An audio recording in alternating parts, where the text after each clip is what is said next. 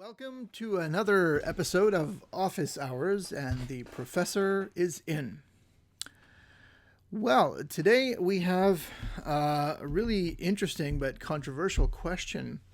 I came across this question a couple of years ago, and I looked into it in detail, and I gathered together a lot of sources, but it is asked from time to time. And that is, did Abu Bakr, who's considered to be the first rightly guided caliph by the Sunni Muslims, the first of what is known for the Sunni Muslims in Arabic as al-Khulafa al-Rashidun, did he ever, as a form of punishment, have people burned alive? Well, there are actually a number of sources on this matter, quite a few in fact. I know of 5 distinct references that actually confirm that in Arabic, and I will present them in the form of a slide at the end of the video with full citation, and you can look at them. But just to run through the list quickly, the Sunni historian Muhammad ibn Jarir al-Tabari, who died in the year 310 of the Hijrah, 921, he has a report to that effect, as does the Sunni historian Abu al-Fida Ismail ibn Kathir, who died 774 or 372 of the Gregorian calendar, as well as the Sunni biographer and historian Muhammad ibn Sa'd, who died 230 or 845, as well as the Sunni Shafi'i hadith scholar and biographer historian Abu al-Qasim Ali ibn al-Hasan, known to posterity as Ibn Asakir. He also has this. He died in 571 or 1176 of the Christian calendar. Then we have finally the Sunni hadith scholar and biographer historian Shamsuddin Muhammad ibn Ahmad al-Dhahabi, who died in 748, 1374. 748 is the Hijrah date, 1374 is the Islamic date. So all of these 5 Sunni authorities affirm that this took place. So I'm just going to refer to one of these sources. What exactly is the background? All right, not to go into too much detail, these videos are meant to be short, but upon the death of the Prophet Muhammad sallallahu alaihi wasallam, a general apostasy is said to have broken out in the form of a number of Arabian tribes refusing to pay the zakat. All right. Then there was also actual instances of outright apostasy, in the sense of people, there were claimants to prophethood after that, such as the famous Musaylama the liar or Musaylama al-Kadhab. But this refers to the refusal to pay zakat. Now, whether that was a denial of the principle of zakat, or whether the tribes in question simply did not recognize the authority of Abu Bakr to be a recipient or have the right to collect the zakat, is another matter that we can't go into. But we just want to look at this idea of whether, in fact, Abu Bakr directly ordered or sanctioned such a punishment.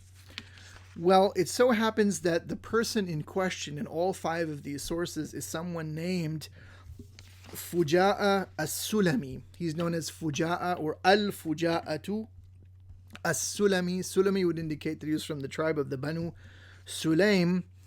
The fuller form of his name I've come across is either Iyas ibn Abd Yalayl or Iyas ibn Abdullah ibn Abd Yalayl ibn Umayra ibn Khufaf. And Allah knows best, but he's known as Al-Fuja'a of the Banu Sulaim tribe. So the one source that I would like to look at is called At-Tabaqat al-Kubra. This is a famous work of biographies. It's an encyclopedic biographical dictionary. This particular edition, which is the Darul Kutub al-Ilmiya edition, published in Beirut in 1418 of the Hijrah, corresponding to 1997, is actually in 8 volumes. And this is critically edited by Muhammad Abdul Qadir Ata. And I would refer you, and I'm referring you to volume 7, page 278. Now, it's interesting because this has also come up on the web. I don't know, there's all sorts of stuff. When something gets on the web, they float around. I think this was some years ago. But apparently, the whole notion that Abu Bakr could either directly order or sanction such an act against someone, namely, being put to death by being burned alive, was completely repudiated by a Sunni Sufi scholar named Habib al-Jifri. It's been completely rejected by a Sunni Salafi anti-Shia polemicist named Dimashqiya. And they always talk about the chain of narrators, but this is actually a very solid chain of narrators in the Tabaqat al-Kubra. This is by Muhammad ibn Sa'd, who's a very important early Sunni authority. As I said, he died in year 230 of the Hijrah, which is 845. So in Arabic, it says here, there's always a chain of narrators, and the chain, or the isnad, says أخبرنا أبو معاوية الضرير. All right, قال حدثنا هشام ibn Urwa عن أبيه. So in the chain, you've got this guy known as Abu Muawiyah al-Darir, and he's saying that someone named Hisham, son of Urwa, related this to him, and Urwa in turn is narrating this from his father. This is the famous Urwa ibn al-Zubayr ibn al-Awwam. Now people will say, well, Urwa never met Abu Bakr. He wasn't there. They weren't in the same historical period. Well, Zubayr was, and that's the father of Urwa, and Urwa is relating from Zubayr. These figures are all very solid. They're considered very solid in the Sunni Hadith tradition. At any rate, it says here that Az-Zubayr ibn al-Awwam said, قال كانت في بني سليم ردة فبعث أبو بكر رضي الله عنه, as it says here, خالد بن الوليد فجمع منهم رجالا في حضائر ثم أحرقهم بالنار.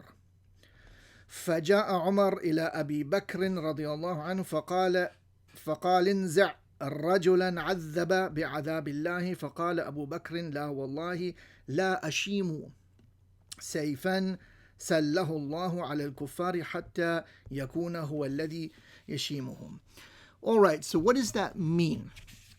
That's again page 278 from volume 7. It says, in my own English translation, apostasy broke out amongst the Banu Sulaym. So Abu Bakr, may Allah be pleased with him, as it says there in the text, dispatched Khalid ibn al-Walid, who gathered up from their midst, that is to say from the Banu Sulaym, the men, and divided them into groups, it says in Arabic, Ḥāኢና, and then conflagrated them, or you could say set them on fire.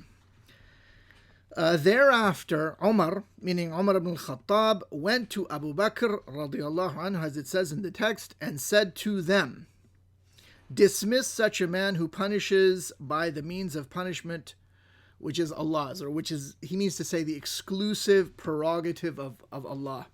In other words, punishment by fire, hellfire, for example. Abu Bakr replied, no, by Allah, I will not sheath a sword which has been drawn by Allah against the unbelievers until it be he himself who sheathes it. All right, so I'm compelled then to say that these sources do indicate that this happened. And it's very interesting that if you refer to a very important collection of hadiths for legal purposes, or for it's actually a law book. It's called Jami' al-Ulum wal-Hikam fi Sharhi 50 Hadithan min Jawami' al-Kalim, by the famous Hanbali jurist known as Ibn Rajab al-Hanbali. Full form of his name is Zainuddin Abul Faraj Abdul Rahman ibn Shihab ad-Din. And there are two important editions of this. One is by Dr. Maher Yasin al-Fahl, and I'll put up these, as I think we can put these in the video, the actual pages. Then there's an important edition, critical edition of this. This one by Mahdī Yassin al-Fahl appears to be in one volume. Again, I have these in PDF form from the web, so I'm not 100% sure, but I do have the exact citation. And then there's another edition edited by the Salafi scholar of Albanian origin, Shu'aib al-Arnaout, assisted by Ibrahim Bajis. And this is in volume 1. So if you look in the Arnaout and Bajis edition, refer to page 386 to 87, it's discussing what the punishments for apostasy, remember this is in the context of the so-called apostasy wars, what the punishments for apostasy can be. And so he says here, وَقَدْ رُوِيَ عَنْ طَائِفَةٍ مِّنَ السَّلَفِ جَوَازُ التَّمْثِيلِ فِيهِ بِالتَّحْرِيقِ بِالنَّارِ وَغَيْرِ ذَلِكَ. And it has been narrated or related from a group of the Salaf, the pious forebears, the permissibility of punishment for this, namely apostasy, by fire, by being burned. وغير ذلك, and other means. كما فعله خالد ibn al-Walid, as was done by Khalid ibn Walid and others. وغيره. And then it says on the next page, وروي عن أبي بكر أنه حرق الفجاءة بالنار. And it is related that Abu Bakr burned Fuja'a with fire. It's the first sentence on page 387 of the Shu'aib Arnaout edition. Referring to the Mahdī Yassin al-Fahl edition, it's page 366. The Mahdī Yassin al-Fahl edition was published in 1419 of the Hijrah, 1999 of the Christian calendar, and the Arnaout Bajis edition, volume 1, is 1419, 1999 as well. Now it's important because there's a footnote here, and you have to understand that Shu'aib al-Arnaout is a real big shot in the Salafi world. And he says regarding this report about Khalid ibn al-Walid, what does he do? He cites exactly the reference in At-Tabaqat al-Kubra, which I just read to you, by Ibn Sa'ad.